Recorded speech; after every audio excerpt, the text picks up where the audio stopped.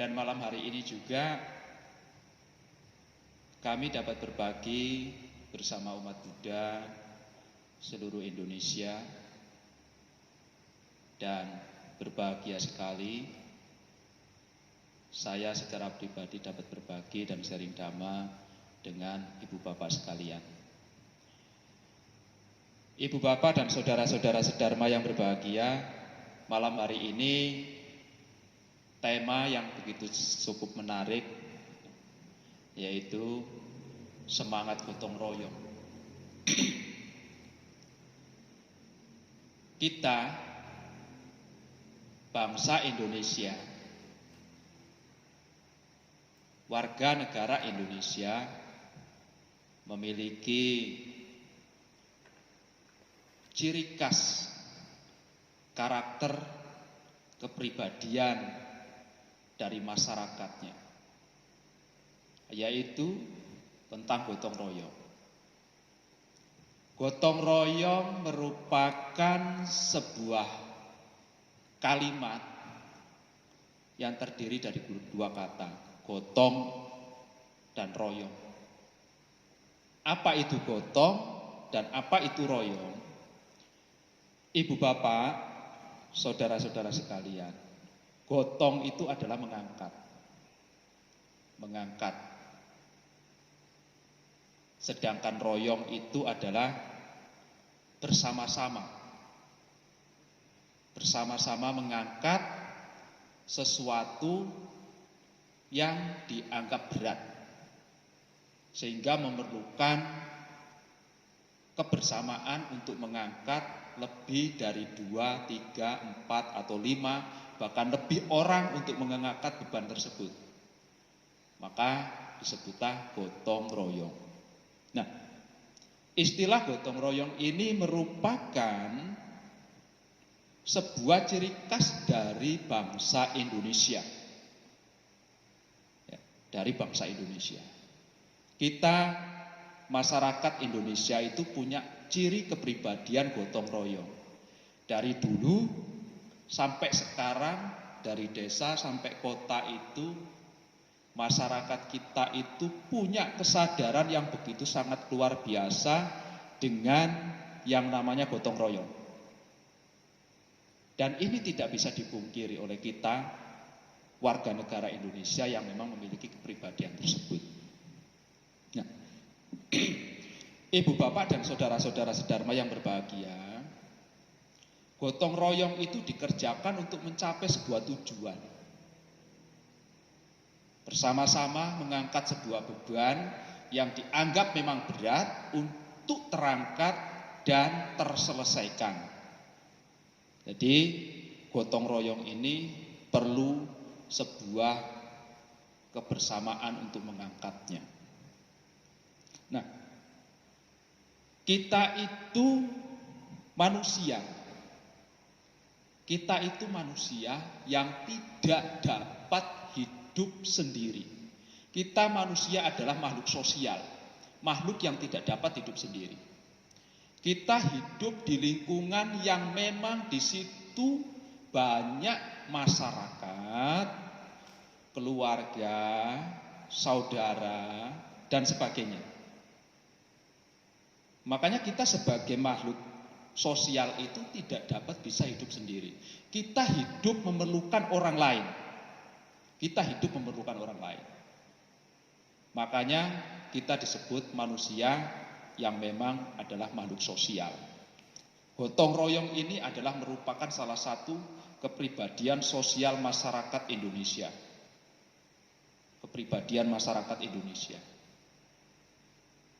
Ibu bapak dan saudara-saudara sedharma yang berbahagia, apa yang harus digotong dan apa yang harus diangkat di dalam kebersamaan gotong royong itu?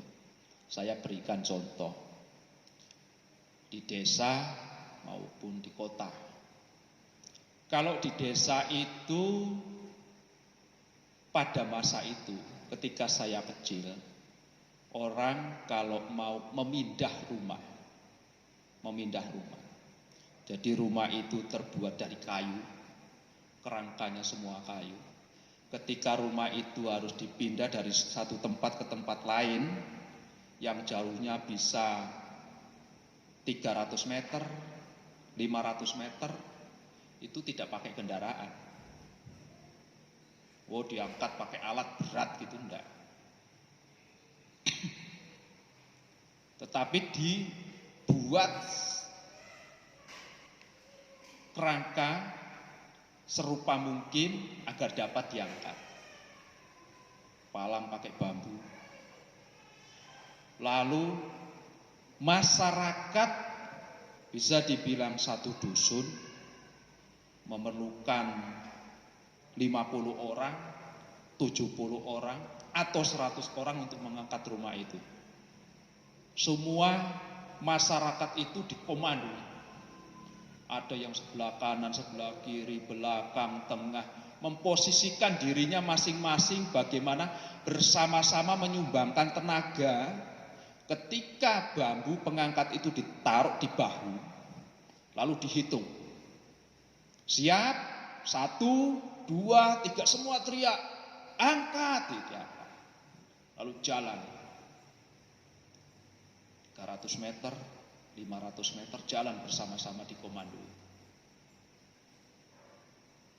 Dan beban yang dari satu tempat ke tempat lain ini akan terangkat. Akan terangkat bersama-sama. Begitu juga di kota. Itu sama. Di kota itu kalau ada wihara, acara, siapa yang mau menjadi volunteer? Wah, semua daftar jadi volunteer untuk membantu kegiatan. Ini gotong royong. Lebih dari 2, 3, 4, 5 orang, 10 orang, 100 orang gotong royong bersama-sama untuk menyukseskan sebuah acara untuk mencapai sebuah tujuan. Ini gotong royong. Begitu juga saya punya sebuah pengalaman di sebuah desa. Di desa itu ada orang yang sakit dan dia bukan orang yang mampu. Lalu tokoh masyarakatnya menghimbau masyarakat di situ untuk bersama-sama menyumbangkan sedikit dananya membantu orang yang sakit yang memang tidak mampu. Dia semua iuran. Bersama-sama membantu. Dan terangkatlah kesulitan yang dimiliki oleh si orang yang sakit yang tidak mampu itu. Ini gotong royong. Gotong royong itu perlu kebersamaan, perlu kesulitan, perlu kerukunan, bahu-membahu untuk mengentaskan sebuah kesulitan yang dialami oleh pribadi orang lain, oleh keluarga, oleh masyarakat, oleh negara. Bersama-sama untuk mengangkat. Kalau tanpa kita itu memiliki kekompakan, kesadaran yang cukup, kebersamaan yang cukup, ini tidak akan bisa terjadi. Tetapi masyarakat Indonesia itu memiliki kesadaran yang begitu sangat luar biasa tentang gotong royong. Ada sebuah cerita di dalam Cakdaka. Ya. Ibu bapak dan saudara-saudara sedharma yang berbahagia. Di kehidupan lampau, cerita Jataka itu diceritakan tentang seorang pemuda dengan sahabat-sahabatnya. Pemuda ini bernama Maga.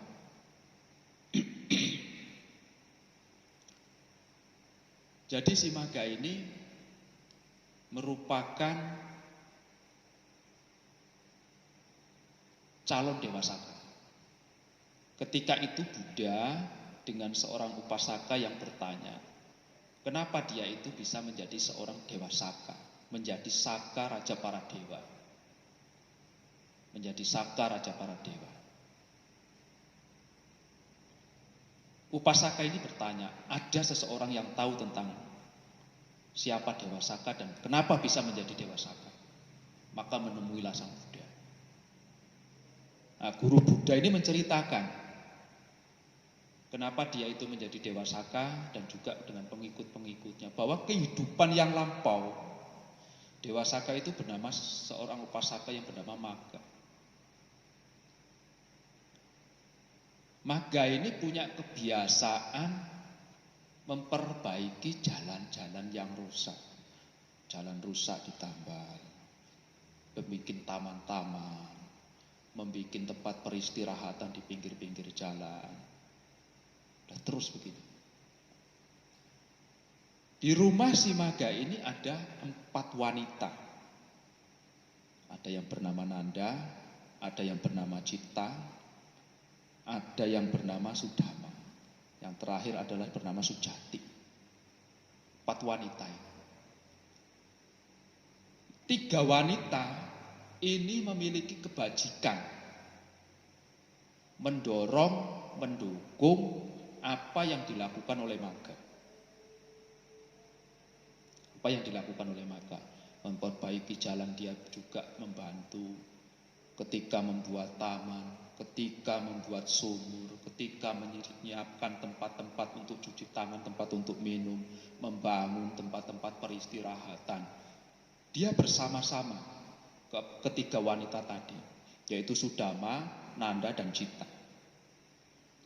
Sudama, Nanda, dan Citta ini wanita yang mendukung si Magga ini untuk berbuat baik.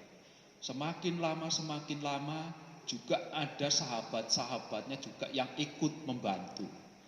Ketika ditanya, kamu lagi ngapain? Saya sedang membangun jalan menuju surga.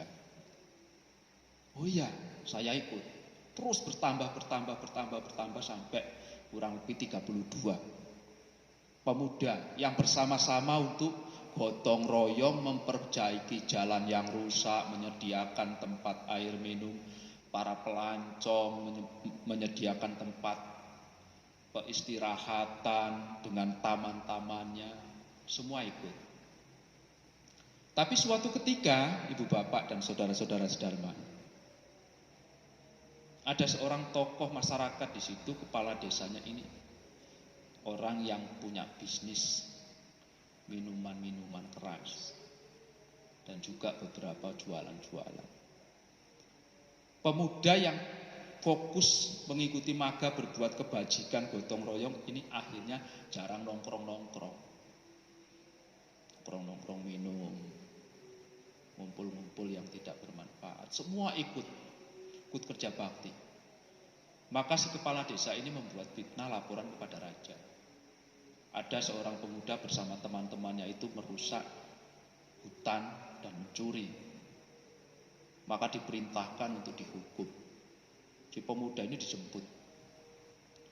Pemuda-pemuda ini dijemput, dibawa ke kerajaan, dihukum untuk diinjak gajah. Jadi kalau manusia suruh tidur diinjak gajah itu mati. Gajah suruh nginjek. Tetapi ketika gajah itu disuruh menginjak, datang. Gajah itu berhenti. Gajah ini gak mau menginjak. Lalu si kepala desa itu mengambil kain ditutupi si pemuda itu, tetap gak mau menginjak. Maka bertanya-tanya si raja itu, apa penyebabnya gajah ini kok tidak mau menginjak pemuda-pemuda ini? Dia mencari tahu. Dan akhirnya tahu bahwa pemuda-pemuda ini adalah pemuda-pemuda yang baik. Dia mendedikasikan waktunya yang senggang untuk melakukan perbuatan baik. Apa itu? Live-nya Ali.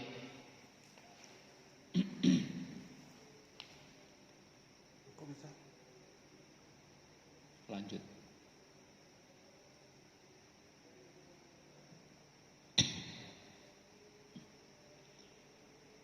Penting ibu bapak, ketika pemuda-pemuda tadi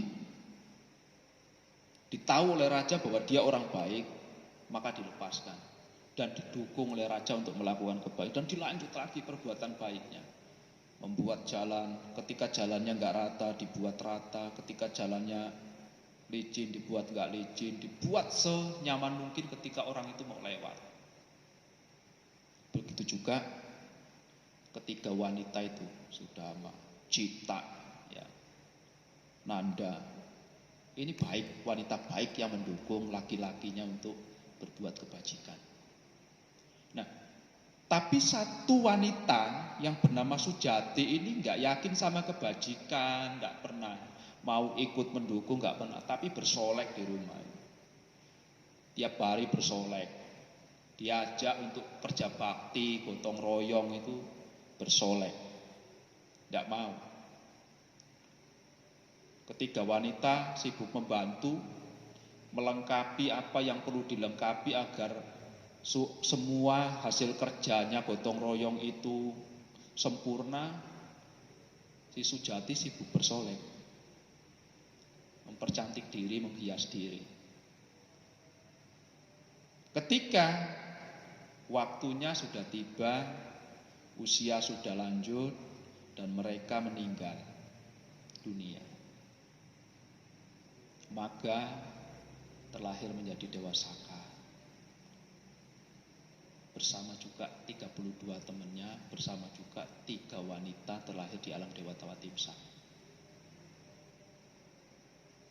Ketiga wanita itu, Dewa Saka, pemuda ini memiliki moral yang cukup tinggi. Menghormati orang tuanya, merawat orang tuanya, lemah lembut, ya, di dalam percakapan, tidak pernah menyakitin orang ucapannya, menghindari pembicaraan tentang orang lain, menjaga sila, jujur, juga orang-orang yang sabar. Maka bersama 32 temannya, bersama 3 wanita ini memiliki moral, kejujuran, kesabaran, ketulusan, ikhlas, sangat lengkap. Orang yang berbakti kepada orang tuanya, merawat ayah ibunya, akhirnya terlahir di alam Dewa Saka dan menjadi Saka itu. Tetapi satu wanita yang bernama Sujati ini yang sibuk bersolek, ini gak punya kebajikan, lahir di alam binatang, menjadi seekor burung bangau dan tinggal di gunung. Jadi seekor burung bangau tinggal di gunung. Apa yang membedakan, Bante? 3 wanita sibuk mendukung Maga, sedangkan Sujati ini tidak yakin pada kebajikan. Lahir di alam binatang. Ya, bersolek itu baik, menyenangkan. Tapi kalau tidak punya kebajikan bagaimana? Akhirnya tidak bertemu lagi dengan Maga yang baik hati. Ibu bapak dan saudara-saudara, inilah pentingnya kenapa umat Buddha itu ditekankan untuk peduli, untuk bersama-sama meringankan beban yang dialami baik itu oleh pribadi orang, oleh masyarakat di lingkungan, oleh saudara, oleh negara, gotong royong. Bersama-sama untuk meringankan sebuah kondisi agar memiliki kebahagiaan. Ini yang harus ditekankan. Ibu bapak dan saudara-saudara sekalian, seseorang ketika melakukan kebajikan seperti 33 pemuda itu tidak pernah melihat, oh kamu itu agamanya A, oh kamu sukunya A, gak dibantu, enggak. Tetapi lebih universal. Siapapun universal. Ini adalah cara pandang agama Buddha, cara pandang ajaran Buddha. Ketika seseorang itu memiliki cinta dan belas asih, maka dia akan melakukan setiap kebajikan tanpa melihat latar belakang siapapun dari manapun. Tapi ketika dia membutuhkan, ketika dia itu perlu dibantu, maka dia akan membantu. Kepedulian kita sebagai umat Buddha itu kita sudah ditekankan oleh Sang Buddha sendiri. Ada di salah satu sutta, yaitu Anguttara Nikaya. Itu di buku jilid 2. Ya. Kalau PTS-nya itu 96. Jadi Buddha menekankan mengutamakan juga kepentingan pribadi selain kepentingan orang banyak selain kepentingan pribadi. Menekankan untuk mengutamakan kepentingan orang banyak selain kepentingan pribadi. Artinya bahwa kita sebagai umat Buddha untuk melihat, peduli terhadap penderitaan orang lain. Ini ditekankan oleh Buddha. Peduli terhadap penderitaan orang lain. Maka pentingnya apa? Bahwa ketika kita menjadi umat Buddha, sadar sepenuhnya untuk melakukan perbuatan-perbuatan yang saat ini memang dibutuhkan. Saat ini sudah banyak contoh-contoh yang sudah dipraktekkan oleh umat Buddha. Sekarang itu negara kita sedang mengalami musibah. Adanya virus COVID-19. Kondisi ini membuat beberapa masyarakat seluruh Indonesia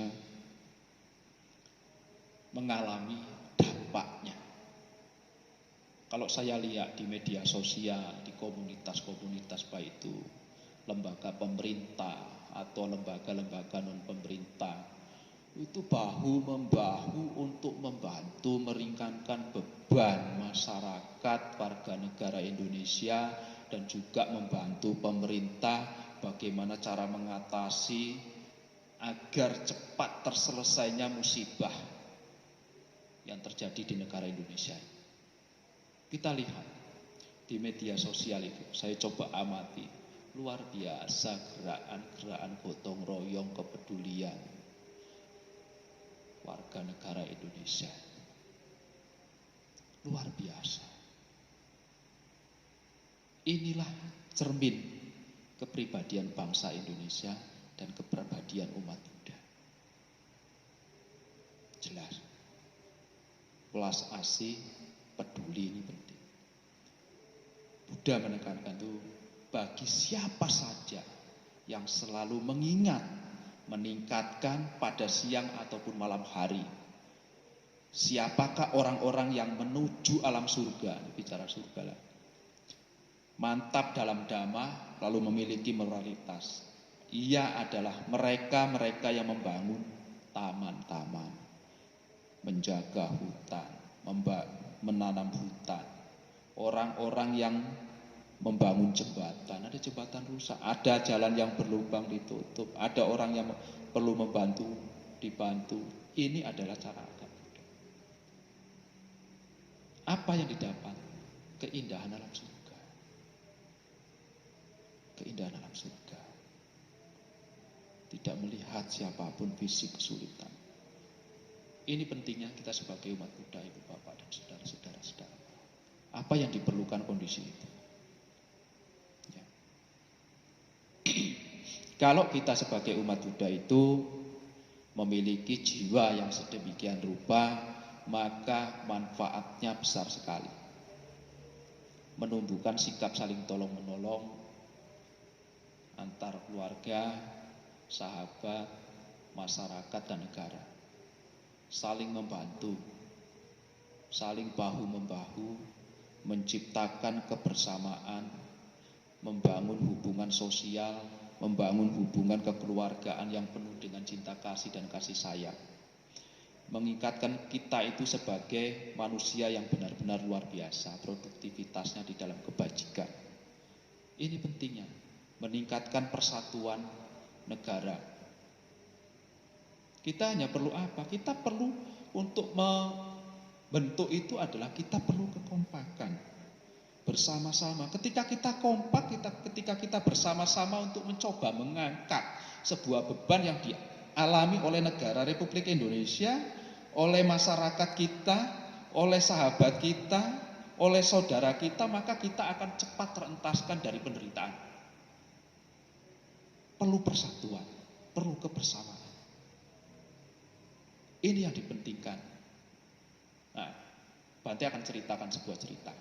Kenapa kita itu perlu yang namanya kekompakan, persatuan, sehingga sebuah kondisi bencana, sebuah persoalan itu bisa terselesaikan. Ibu bapak dan saudara-saudara sedharma yang berbahagia, suatu ketika diceritakan ketika Bodhisattva itu terlahir menjadi seekor burung puyuh. Bodhisattva terlahir menjadi seekor burung puyuh, menjadi pimpinan dari rombongan burung puyuh yang jumlahnya itu puluhan ribu. Jumlahnya begitu sangat banyak. Suatu ketika bagi kelompok-kelompok burung puyuh itu, pemburu ini adalah bencana. Pemburu adalah bencana. Ketika si burung puyuh ini sedang bergerombol, lalu si pemburu ini punya keahlian menirukan suara burung puyuh. Cut, cut, cut, cut, cut, cut, cut. Jadi burung puyuh semuanya mendekat, menggerombol. Lalu dilemparkan jaringnya. Bum, ketangkap semua. Burung puyuh yang ribuan itu tertangkap. Dan di situ ada Bodhisattva yang sebagai pemimpin. Lalu Bodhisattva itu memberitahu sahabat-sahabatnya, sahabat-sahabatku, mari kita bersama-sama untuk lepas dari bencana ini. Bagaimana caranya? Maka Bodhisattva itu memerintahkan, keluarkan kepalamu dari lubang jaring itu. Lalu kita bersama-sama mengepakkan sayap dan kita angkat jaring itu. Kita terbang sejauh mungkin. Maka saat itulah bersama-sama para burung puyuh dan dipimpin oleh Bodhisattva itu mengepakkan sayapnya, terangkat jaring.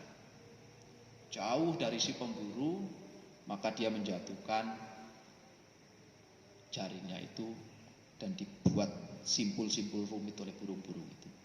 Sehingga ketika si pemburu ini mau menangkap lagi burung puyuh, dia melepasin simpul-simpul yang dibuat oleh para burung puyuh ini sudah menjelang sore.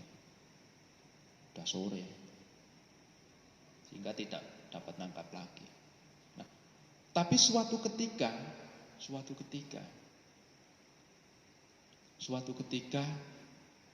burung-burung ini juga tertangkap lagi. Burung-burung ini juga tertangkap lagi. Tetapi ketika tertangkap, si Bodhisattva tidak ada. Ketika tertangkap, diajak bersama-sama untuk mengangkat jaring, mulai bertengkar. Kenapa kok kamu menginjak kepalaku? Kamu gak sopan, kamu yang mulai menginjak kepalaku, kamu. Dia bertengkar. Bertengkar, egonya mulai keluar. Hanya hal-hal kecil, anak-anak keinjek, kesenggol dan sebagainya, mulai bertengkar si burung puyuh itu. Ketika bertengkar terus sampai pada akhirnya si pemburu datang, lalu diangkat jaring itu, dimasukkan ke keranjang, digoreng. Tamat sudah. Bencana itu akhirnya menghampiri. Orang kita sebagai umat Buddha, gotong royong itu perlu kebersamaan, keikhlasan, kerendahan hati, saling menghargai, menghormati. Ini etika moral. Etika moral. Tapi ketika kita itu sudah mulai muncul ego, merasa diinjak. Kamu yang pertama menginjak saya. Kamu, akhirnya bertengkar. Hancur hidup itu. Hancur. Akhirnya bencana itu menghampiri. Ini pentingnya kita itu kenapa? Ketika orang yang mau bergotong royong mengangkat sebuah beban yang berat, mengangkat sebuah bencana yang berat, itu perlu yang namanya kekompakan. Perlu yang namanya persatuan. Perlu yang namanya kesadaran yang sesungguhnya. Kesabaran, rasa hormat, saling menjaga. Tetapi ketika sudah muncul yang namanya kemarahan, cemburu, merasa dihina, merasa diinjak. Ini ya hancur. Bencana itu sudah mulai menghancurkan. Musibah itu akan mendekat. Ibu bapak dan saudara-saudara sedharma yang berbahagia. Maka kuncinya ketika kita mau mengatasi sebuah musibah yang berat, yang tidak bisa diangkat secara pribadi, maka kita yang perlu yang namanya gotong royong. Kita perlu yang namanya kebersamaan. Kita perlu yang namanya persatuan. Jauhkan pikiran iri, jauhkan pikiran cemburu, jauhkan pikiran jahat, kehendak-kehendak mementingkan diri sendiri. Ini penting. Karena sejatinya setiap makhluk itu merindukan kenyamanan, keselamatan, kebahagiaan. Tidak ada makhluk itu yang tidak ingin aman, tidak ingin selamat, tidak ingin bahagia, atau ingin menderita, ingin mendapat bencana. Tidak ada. Karena sifat sejati kita itu adalah orang yang ingin selalu dipeluk dengan penuh cinta kasih, ingin dirangkul dengan penuh welas asih. Itu sifat sejati kita. Manusia itu begitu. Kalau kita mencoba untuk tidak peduli dengan orang lain, kita justru malah muncul iri hati, kecemburuan, pikiran-pikiran jahat, pikiran-pikiran yang picik, ingin menghancurkan dengan ego. Ya kita juga akan hancur. Seperti siapa? Burung-burung puyuh tadi. Akhirnya bencana itu menghancurkan semuanya. Saudara, sahabatnya, keluarganya mati. Tangkap oleh pemburu itu, digoreng. Kalau nggak digoreng, dijual, masuk di penggorengan. Kita sebagai umat Buddha itu jangan sampai seperti itu. Kita adalah manusia yang benar-benar itu dasarnya adalah welas asih. Kita adalah makhluk yang benar-benar dasarnya adalah cinta kasih. Tidak ingin menjadi orang yang tidak nyaman, tidak aman, tapi kebahagiaan. Didapat dari mana? Kepedulian. Dapat dari mana? Kebersamaan. Keluarga, saudara, sahabat, dan negara Indonesia. Ibu bapak dan saudara-saudara sedharma yang berbahagia, gotong royong adalah sebuah sumber kekuatan untuk mengangkat sebuah beban yang dialami oleh kita sendiri, oleh keluarga, oleh sahabat, oleh negara Republik Indonesia yang kita cintai. Mari kita sama-sama kuatkan apa yang bisa kita beri, tenaga, pikiran, kedisiplinan, materi. Anda bisa bantu saudara, sahabat, keluarga, negara. Kita hidup di sini. Ketika kita tidak peduli, maka kita sedang membunuh diri kita sendiri, membunuh keluarga kita sendiri, membunuh sahabat kita sendiri, menghancurkan negara kita sendiri. Maka disinilah perlu kepedulian, cinta, welas asih, kebersamaan, persatuan. Maka setiap musibah akan berlalu. Seperti yang dialami pemuda tadi, kebahagiaan alam surga akan didapat, kebahagiaan alam manusia akan didapat, sebuah segala bentuk musibah akan menjauh dan menyisih. Ibu bapak dan saudara-saudara sedharma yang berbahagia, mari kita bersama-sama untuk mendoakan negara Republik Indonesia yang kita cintai, semoga segera terbebas dari segala macam musibah dan bencana. Semoga orang-orang yang kita cintai seperti ayah dan ibu, saudara, sahabat, dan orang-orang, para guru, dan semua makhluk terbebas dari segala bentuk mara bahaya dan bencana. Mari kita bersama-sama merangkapkan kedua tangan dan kita pancarkan parita parisatsuti dengan penuh welas asih. Semoga dengan kekuatan keyakinan kita terhadap Buddha, Dhamma, dan Sangha dan semua nilai-nilai kebajikan, segala bencana akan menyisih dari diri kita, keluarga, sahabat, dan negara Republik Indonesia serta dunia. Namo Sang Hyang Adi Budaya, Namo Sang Hyang Adi Budaya, Namo Sang Hyang Adi Budaya, Namo Tassa Bhagavato Arahato Sama Sambuddhassa, Namo Tassa Bhagavato Arahato Sama Sambuddhassa, Namo Tassa Bhagavato Arahato Sama Sambuddhassa, Namo Sabbe Bodhisattvaya Mahasattvaya, Namo Sabbe Bodhisattvaya Mahasattvaya, Namo Sabbe Bodhisattvaya Mahasattvaya. Buddhang saranang gacchami, Dhammang saranang gacchami, Sanghang saranang gacchami, Dutiyampi Buddhang saranang gacchami, Dutiyampi Dhammang saranang gacchami, Dutiyampi Sanghang saranang gacchami, Tatiyampi Buddhang saranang gacchami, Tatiyampi Dhammang saranang gacchami, Tatiyampi Sanghang saranang gacchami.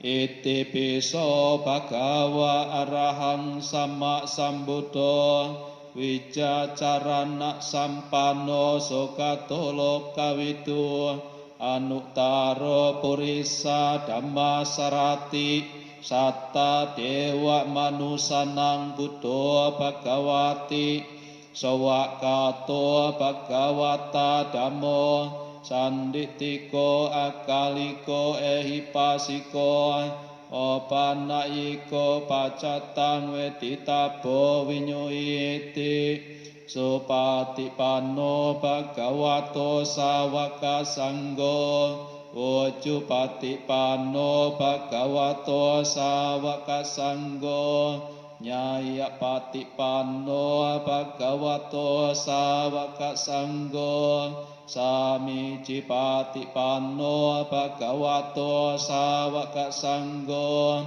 yatidang catari purissa yugani atta purissa pukala, esa bhagavato sawaka sanggo, abuneo pabuneo dakineo anjali karaneo, anuttarang punya ketang lokasati. Bhawanto sabba manggalang rakanto sabba dewata, sabba buddha nubhavena sadasote bhawantu te. Bhawanto sabba manggalang rakanto sabba dewata, sabba dhamma nubhavena sadasote bhawantu te. Bhawanto sabba manggalang rakanto sabba dewata, sabba sangha nubhavena sadasote bhawantu te. Sadu, sadu, sadu. Demikian Ibu Bapak dan saudara-saudara sedama yang berbahagia, semoga malam ini menjadi berkah untuk kita, untuk kedua orang tua kita, untuk anak-anak dan keluarga serta sahabat, saudara-saudara sekalian. Semoga selalu terbebas dari segala macam bahaya, diberkahi kesehatan, usia panjang, kebahagiaan, dan kemudahan di dalam hidup. Terima kasih. Namo Sang Hyang Adi Budaya, Namo Buddhaya.